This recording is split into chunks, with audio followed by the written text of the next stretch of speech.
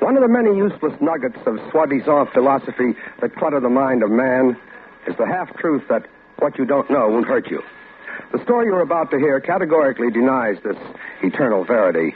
In it, a man meets death face to face because of what, or rather whom, he did not know. A girl he had never met, but whose haunting beauty led him to the brink of doom.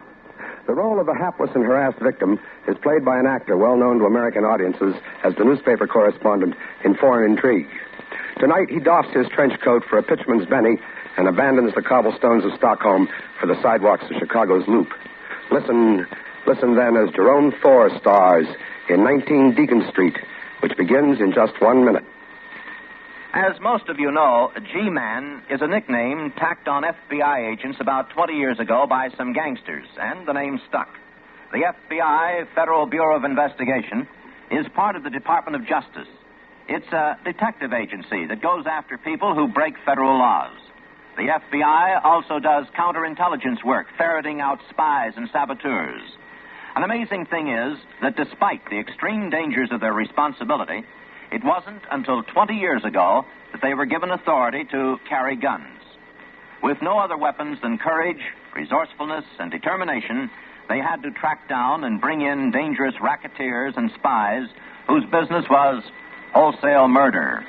Today, however, you'll find the typical FBI agent may be a lawyer, accountant, or a specialist in some other profession specially trained to scientific police methods, handy with any type of weapon. Gentlemen all, until somebody gets rough, then look out, Buster. And now, 19 Deacon Street, starring Jerome Thor. A tale well calculated to keep you in suspense. Neckties are my business. Wholesale. I came to Chicago with a red-hot line and an exclusive to the Middle West all sewed up. But first, I had to find a place to do business and a place to live. Well, some ham actor on the train tipped me off to a theatrical rooming house at 19 Deacon Street. So I go to this place, and the dame that answers the door looks like a tired old duchess. Oh, good afternoon. I'm looking for a room. I'm very sorry. We have no vacancy. Oh? Well, an actor on the train said maybe you could put me up. An actor? Are you an actor? Well, yeah, sort of. Well, I do hate to turn you away if you're in the profession. There was a time when we catered exclusively to theatrical people. Well, any kind of a room would be okay. Well, come in, young man. We'll see what we can do. I do have a room that I've never rented. It's not really fixed up for renting. Now, look, lady, I'm not particular. I'm away all day, and all I want is a place to sleep, you know. Well, I'm going to show this room to you on one condition. Yeah? This room belongs to someone very dear to me. She's away, but, well, I expect her back sometime. So? I want you to promise that no matter what, you'll not disturb anything or ask any questions about her. That's a funny request. But I must make it. Promise? Okay, it's a deal. I'll turn on the light. Well? It's kind of feminine, isn't it? Yellow fluffy curtains, costume dolls, cold cream and grease paint. And hey, ladies' stockings. Yes. We haven't changed it at all because someday she'll be coming back. And she'll find everything just as she left it. She's good, you see, no matter what they say. Is this her picture on the mantel? Yes. Isn't she beautiful? Yeah. Yeah, I never saw such a beautiful dame. When do you expect her back? I don't know. Oh, didn't she say? No, she didn't say a word. One day she was here, and the next she was gone. Without a word. How long ago did she leave? In a few days, it will be 10 years. Well, I rented the room. When the landlady left, I took the French doll off the pillow and flopped down on the bed for a little nap. But from where I lay, I could look straight at the picture of the beautiful blonde. And I felt the back of my neck crawl. There was something about her eyes and her long golden hair. Finally, I couldn't stand it any longer. I jumped up and turned the picture to the wall. Then I dozed off.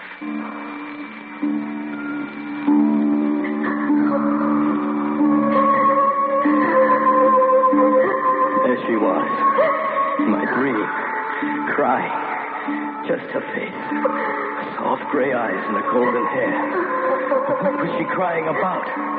What was wrong? What's wrong, Laverne? Laverne! Laverne!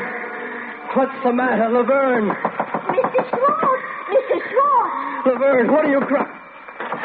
Oh, Mr. Schwartz! Are you all right? Yeah, I'm all right. Just a bad dream, I guess. Oh, but I heard you calling out. You were calling Laverne.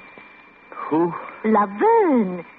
That's the name you were calling, wasn't it? Well, I don't know. Laverne. Yeah, I guess I was. How did you know, Mr. Schwartz? How did you know her name was Laverne? Well, I don't know. I don't know how I knew. I knew her name. I knew the name of the blonde, but I'd never met her. I pestered the landlady for details. Begged her to tell me Laverne's last name and how she had disappeared. But the old dame wouldn't talk. So when I finally got rid of her, I locked the door and went to work to find out for myself. I went through that room with a fine-tooth comb. But I couldn't find a thing to tell me who the girl was. Not a letter, not a card, not an envelope. Nothing. But I did find a key in a jacket pocket. Had a tag on it, and the figure 9 was written on the tag. There was nothing in the room the key would fit. But maybe someplace I'd find a lock it was made for. And then, high on the closet door, I found a telephone number scrawled with eyebrow pencil. Aragon, 8612. I went downstairs to the hall phone, dialed it, and got a busy signal. Well, at least the number was still alive. And maybe, just maybe, somebody on the other end could tell me about Laverne. An hour later, I was still dialing that number and still getting a busy signal. So finally, I went back to my room. After all, what business was it of mine if some babe disappeared 10 years ago? I had my own headaches. I had 400 dozen fancy neckties to get rid of. But Laverne was still in that room. I felt it in my bones, and I couldn't sleep. In the morning, I started scrounging around the loop, looking for a place to set up shop. And I finally found it down on South State. A building all boarded up. It looked like it was once a theater, and it looked like it hadn't been used for 50 years. So the rent couldn't be too high. And it was big and central. So I just ankled around to the alley and tried the stage door. Hey, anybody in there? Hey, just a minute. What do you think you're doing? Huh? Oh, hello, officer. I was looking for the janitor. Does it look like there'd be a janitor around with the doors all padlocked like this? Yeah, but there's a light burning inside. It's just a work light on the stage. Burns all the time. What do you want, mister? I want to rent the joint. Where can I find the owner? Rent it, huh? You better get in touch with Jasper Florence. The big stage producer? That's right. Used to run this little burlesque house before he was in the chips. Got his start here. You can probably get him on the phone at his office. Okay, pal. Thanks a lot.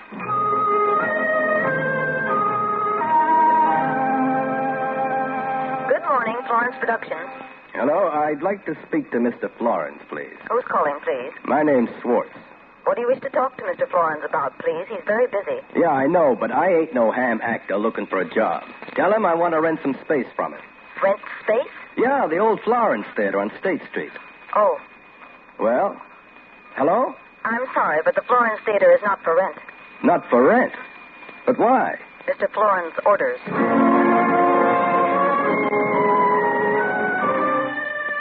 I burned up. The nerve of that guy letting his theater sit there empty while I needed it so bad. Well, I wandered back to the rooming house and got a detective mystery and tried to pass the time away. But it didn't work. I couldn't think of a thing except Laverne. Then I lay back on the bed and I must have been dead tired because in nothing flat I was out. And there she was again. That beautiful girl sobbing. This time I was sure she was trying to say something to me. Trying to get a message of some kind to me. But I just couldn't understand. What was she trying to say? Was she asking me to find her?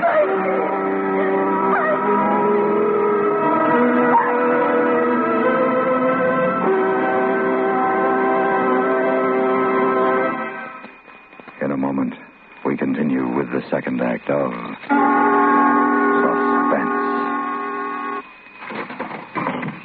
As the door closed, I watched Leonard leave for maneuvers with Sergeant Harlan.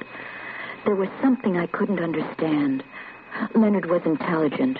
He had looks. He could take orders. Why hadn't he been able to move ahead in his outfit? Has he thought about improving his education? Who are you? You may not believe this, but my name is Goosey Gander. That's an unusual name. I sell an unusual product, the GI Bill. Did you know that the GI Bill will pay active duty personnel up to $175 a month toward college tuition, books, and fees? Interesting. This figure is prorated according to whether the serviceman attends classes on a part-time or full-time basis. Provocative. The question is your husband, Leonard, man enough to take advantage of the GI Bill? Leonard isn't my husband. He's a poodle in the canine corps. And now, starring Jerome Thor, Act 2 of 19 Deacon Street. It took 2 sleeping pills before I got rid of Laverne. And the next morning, I set out to see Mr. Florence. Personal. He lived in a very classy pad up on the Gold Coast. He looked just like his pictures. Tall and gray-looking with a nice sort of a smile. But his necktie was lousy. I believe my secretary told you yesterday that I'm not interested in renting the theater. I'm sure she did. But, Mr. Florence, did you ever have a hunch? A hunch? Yes, of course. Well, I got a hunch about your theater. I see. I'm afraid it's out of the question. But why? Well, it's where I produced my first shows, and it has memories for me. Some pleasant, some not so pleasant. Opening it up again would be like opening up a part of my past that I'd rather keep closed. But ain't that kind of silly, Mr. Florence? I wouldn't put on shows there. All I want to do is sell neckties and wholesale lots. I admire your persistence, Mr. Schwartz, but the answer will always be no. Okay. You win for now. But I ain't giving up. Because when I want something real bad, I usually get it. Now, here's my card. I've written my phone number on it in case you change your mind. And you'll change your mind, Mr. Florence. You think so? Yeah, I think so. As you say, I'm persistent. So, with nothing better to do, I spent the next couple of days on the phone, bugging Mr. Florence about his theater and trying to get the Aragon number I found in Laverne's closet. Lawrence kept telling me no, and the Aragon number keeps on sending a busy signal. But, like I say, I'm persistent. And finally, it answers. Hello, Little Joe Sorrento. Huh? This is Little Joe Sorrento. Who you want? Is Laverne there? No, we got to know Laverne. What the number you call? Aragon 8612. You got it the number, but we no got to know Laverne. And where are you located? Corner North Clark and Willoughby. Thanks. I'll be over for a pizza. Little Joe Sorrento was a run-down spaghetti joint. I went inside and right away opened the corner. I saw the telephone that had been giving me the busy signal. And no wonder. It's a public phone booth, and right now one guy is in it and 2 others are waiting for it. I go over to the bar and cut up touches with Little Joe, the proprietor. How long you had this place, Joe? 14 or nearly 15 years. Why? You've seen a lot of people come and go, huh? Sure, plenty. You got a memory for faces? Look, you see I'm busy, mister. Here, take a look at this picture. So what? You recognize her? Well, sure, she been in here a long time ago. What's her name, Joe? I can't remember her name. She was a showgirl, I think. Claire something. Wasn't it Laverne, Joe? That's right. Laverne Claire, yeah. She always come in with a big shot. The big shot? Well, it wasn't so big shot then, but he was going to places. Then she jilted him and run off with another guy. Yeah, I remember very good because he used to come in here. After that, he get drunk all the time. She break him up pretty bad. And who is this big shot? You remember that, Joe? Sure. A big producer, Jasper Florence.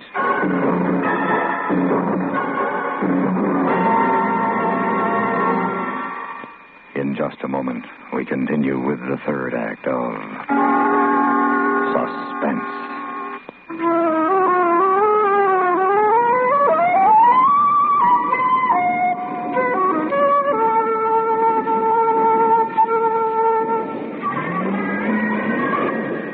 Who is the man, content to slightly heal the hurts of others, crushed with fears, torn with bitterness, choosing smooth things rather than right things, who saw a lie raise its ugly head and did not honor the truth? Who is this man? He is the flat man, the to and fro man, whose life is blown like chaff in the wind as vagabond travelers in the night.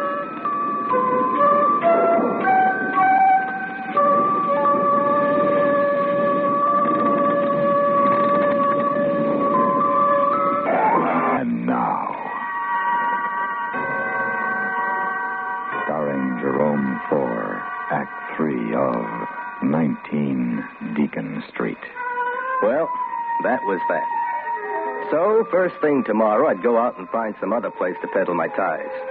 But when I got home, I found a note from my landlady. It said, Jasper Florence called. He's changed his mind about the theater. We'll meet you there at 8 o'clock. Well, I hot-footed it over there. The padlocks were off the front door, so I walked in. No one was in the lobby, so I went into the theater. And there in the center of the stage was the one big work light the cop told me Florence kept burning all these years. I started to get a feeling in my stomach, sort of a scary feeling.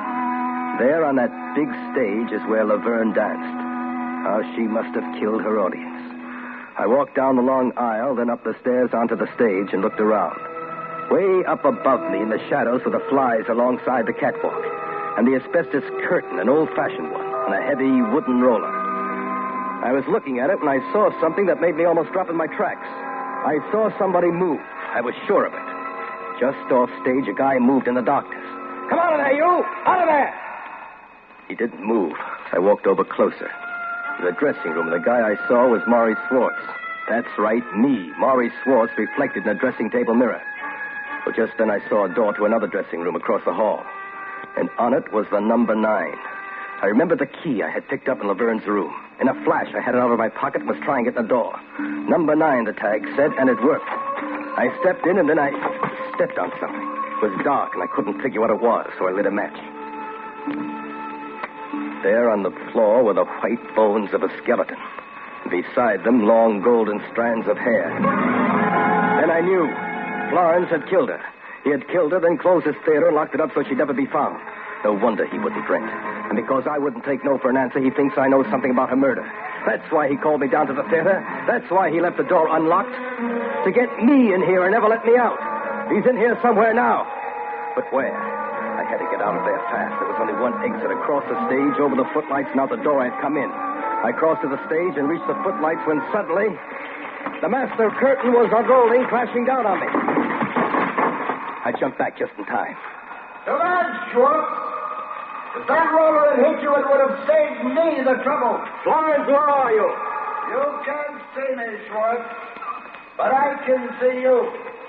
I'm on the catwalk in the shadows, but you're well lighted by the work light. You make a very good target. I will do that, Schwartz. If you make one move to put out the light or to get away, I'll cut these counterweights and you'll be smashed to nothing. You can't get away with this, Florence. Can I? I got away with it once and I will again. You don't have much of a chance, do you? The master curtain has you fenced in on the stage and you can't get over the footlights. I can get out by the side, Florence. That's a long walk, my friend. And long before you take it, I'll drop these sandbags on you. Maybe I'll be faster than you will. Then what, Florence? Then you'll fry for killing that girl. She had it coming. And so have you, my friend, for meddling. And you're going to get it. Because I'm cutting the weights loose now. Look out the ring!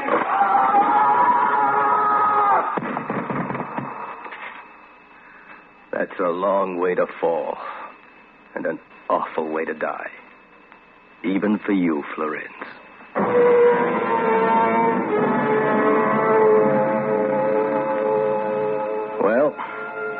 the story. If you don't believe it, I wouldn't blame you. But that's the way it happened. Oh, by the way, if you happen to need any ties, I got a nice new line in. Hope you won't think it's in bad taste. But these ties, and they come in all colors, got a girl's picture on them. I call it the Laverne tie. So don't forget, look me up. I got a little stand in Rosenblatt's department store. You can't miss it. It's in the bargain basement.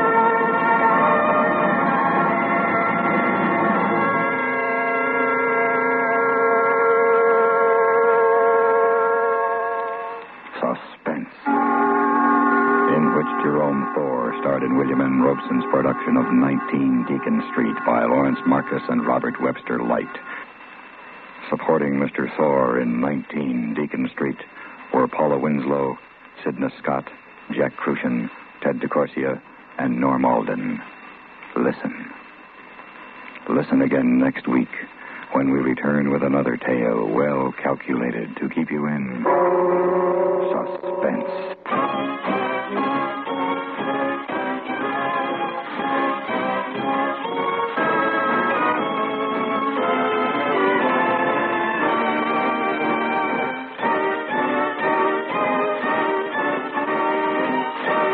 Suspense has been brought to you through the worldwide facilities of the United States Armed Forces Radio and Television Service.